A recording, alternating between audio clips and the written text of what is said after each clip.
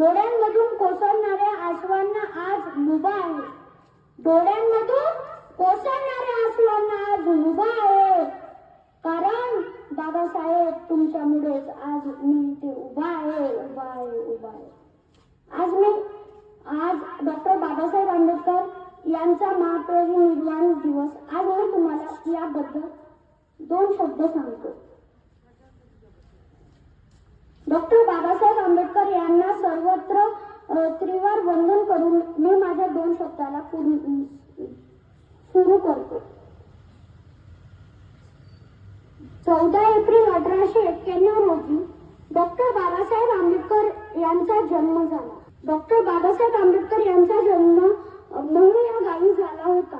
त्यांचे पूर्ण नाव बाबासाहेब रामजी आंबेडकर असे होते. त्यांच्या आईचे नाव भीमाबाई रामजी आंबेडकर असे होते.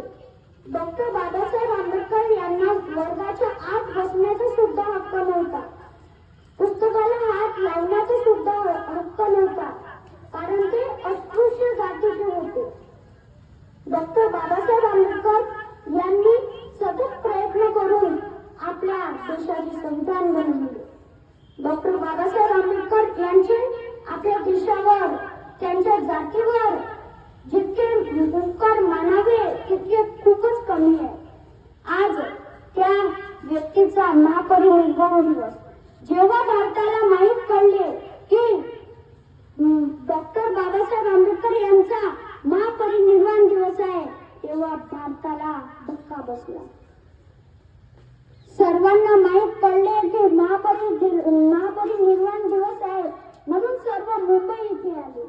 तेथील चैत्यभूमीमध्ये बाबासाहेबांना अग्नी देण्यात आली.